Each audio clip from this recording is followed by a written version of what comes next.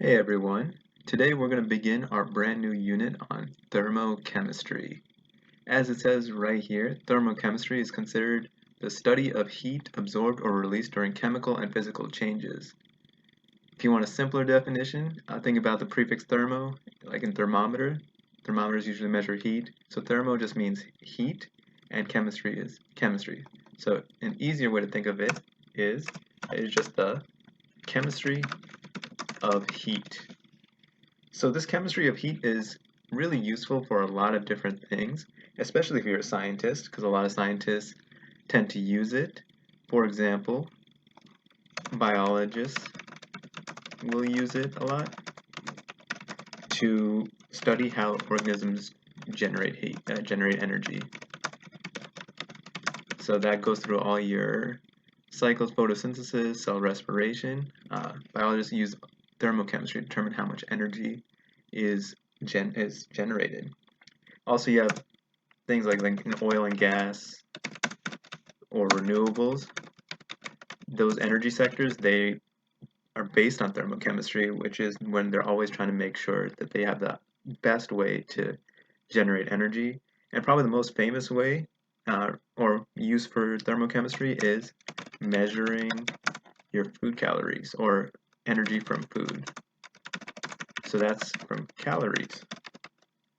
And thermochemistry is the basis of a lot of things. That's going to be super important for anyone in the science field and a good thing to know even if you're not in the science field.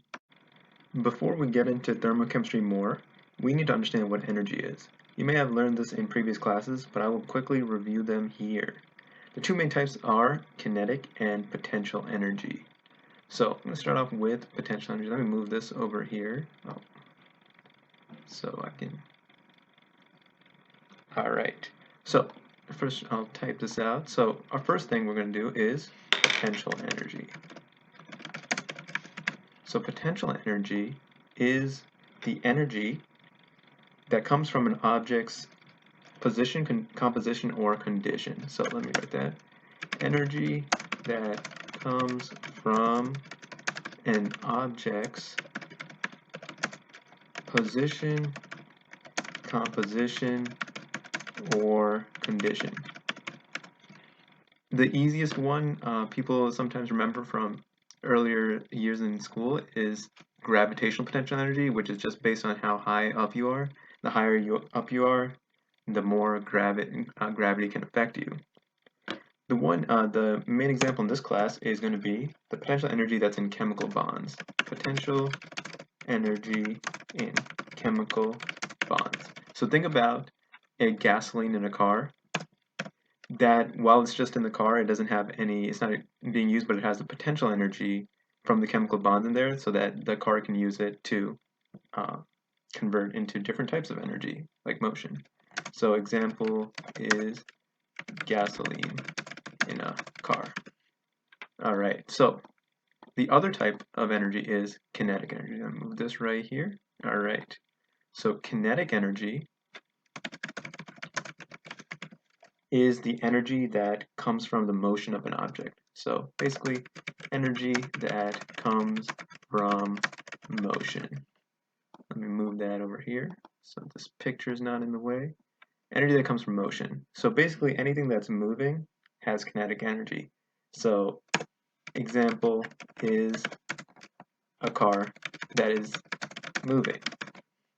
Key point about energy is the law of conservation of energy. So energy cannot actually be created or destroyed.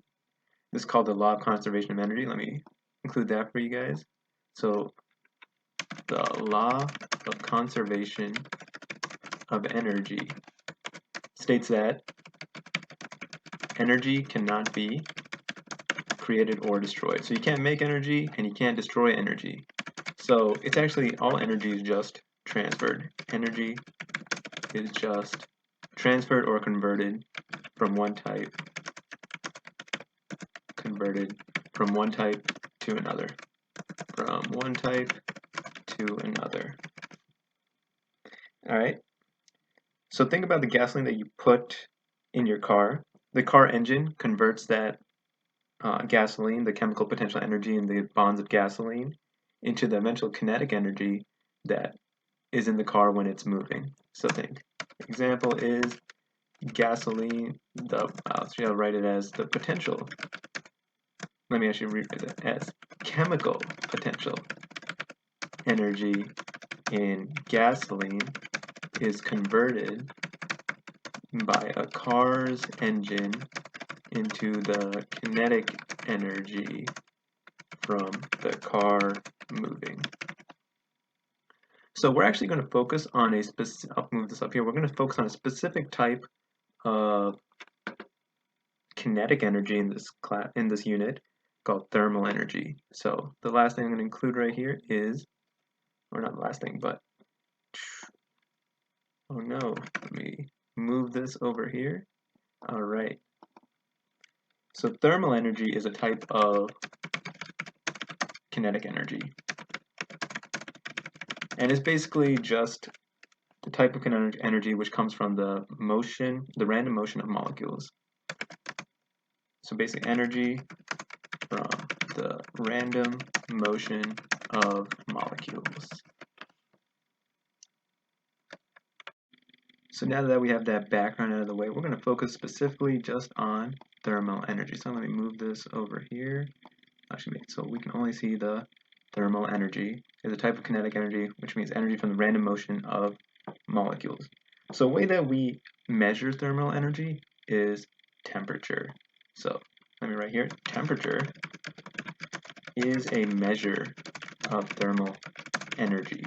So basically what it's saying is that the hotter something is, the more random motion of molecules is happening.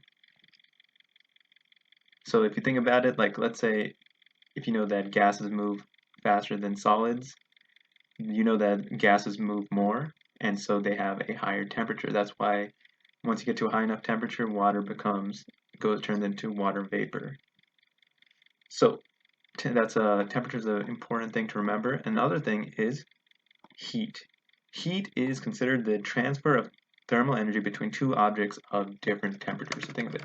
Heat is the transfer of thermal energy, so that means the transfer of this random motion of molecules, transfer thermal energy between two objects with different temperatures. So transfer thermal energy between objects that have different amounts of thermal energy.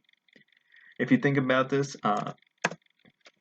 it's basically that the heat will flow from a hotter object to a colder object. So in essence, the hotter object is losing heat, while the colder object is gaining heat until they're both about the same. So an example would be, think of an ice pack that you put on your head. Let's say your forehead is pretty warm. When you put an ice pack on your forehead becomes cooler. And if you feel the ice pack again, the ice pack's a little less cool than it was before. So example would be on your head. So heat will transfer from your forehead to the ice pack.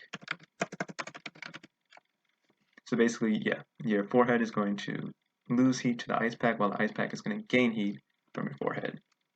So in our next lesson, we're going to go into exo and endothermic.